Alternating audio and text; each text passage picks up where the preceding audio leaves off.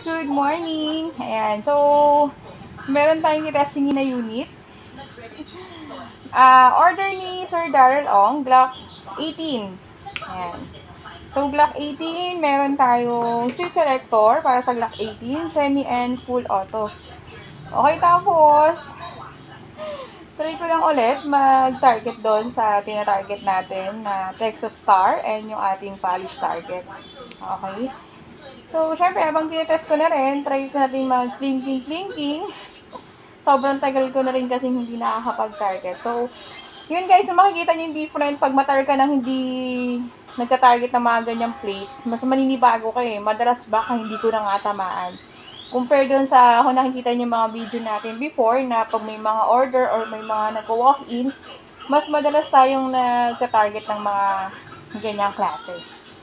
Okay, so nagsuot na rin ako guys ng ating face shield. So, uso naman ng face shield ngayon kahit na wala kasi akong eye protector eh, yung goggles.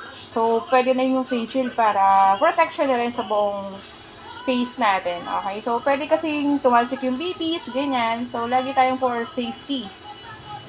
Okay, ito yung order pala ito ni Sir Darrell. So, Sir Darrell, i-test natin and makikipractice na rin.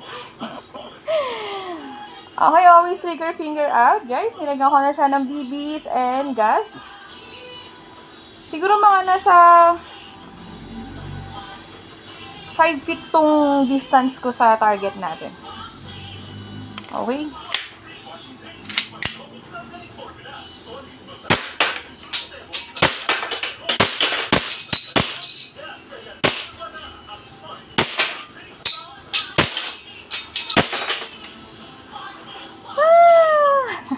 So, yun guys, ano po siya ng bala naglalak. So, for safety, release natin yung magazine.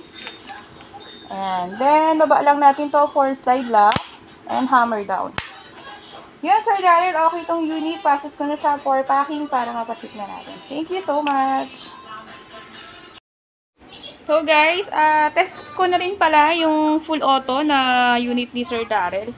So, kanina nag-target tayo, yung semi-mode yung ginamit natin. So, ngayon, test ko naman yung kanyang full auto. Ayan, since ko siya, sir, sa baba.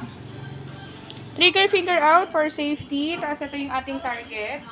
Oops! Yung target natin, ano yan? Meron niyang plywood sa likod para ingat lang na hindi tatagos yung bibis natin. Okay?